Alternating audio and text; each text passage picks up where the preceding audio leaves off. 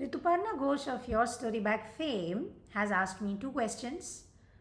How much of your reading influences your writing, and if you are working on a non-fiction book, does reading fiction stimulate the writer within you? She's looking for inspiration. The answer to both of these questions, Ritu, and to anyone else who's listening, is a resounding yes. Read everything, period. And what I mean by this is you never really know where inspiration will strike you like a meteor. And there's another answer coming for this in a few days where, I tell you exactly where I got my obsession with philosophy. Anime. When you restrict your worldview by reading just a particular genre or a particular type or a particular category of books, that's exactly what you are doing. You are restricting your worldview. I think writing is exclusively about truths. And one of the main reasons why people choose to write, they are trying to process something about their life, factual or emotional. And in doing so, in thinking through whatever it is that they are going through, they come up with like the great big idea which turns into the book, right?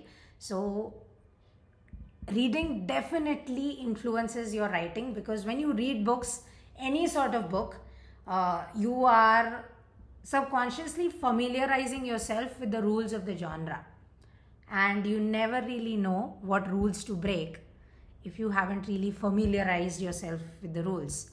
And almost every book that breaks the imagination corridor, so to speak, breaks rules, right? Reading definitely influences writing, okay? It without a doubt does, because there will be some quirks that will be your own and some quirks that you acquire from the writers that you read, right? For example, readers of Shakespeare will be fond of neologisms, which is taking word 1 and word 2 and then mishmashing them to create word 3. For instance, English, Hindi plus English.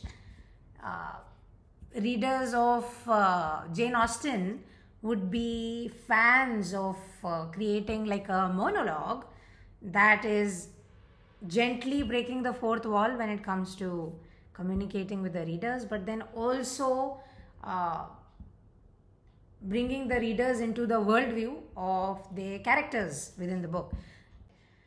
When it comes to should non-fiction or fiction writers, must, let me just say, and stop listening to people who give you should and must advice when it comes to reading.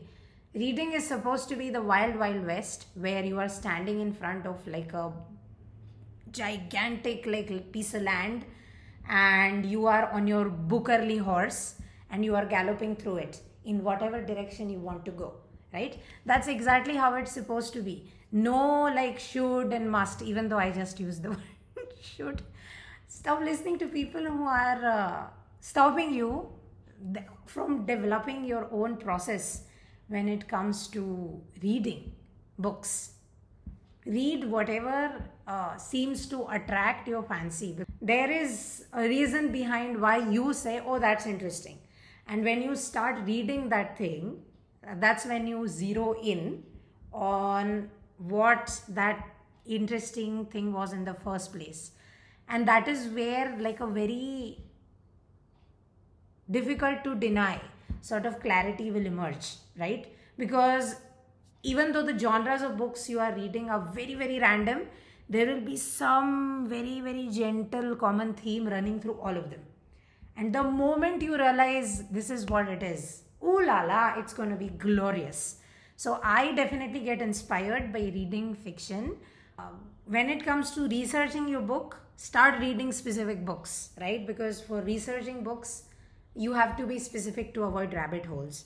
But as a whole, if you're reading out of curiosity, if you're reading to refine the clarity of your book or the theme within your book, read everything.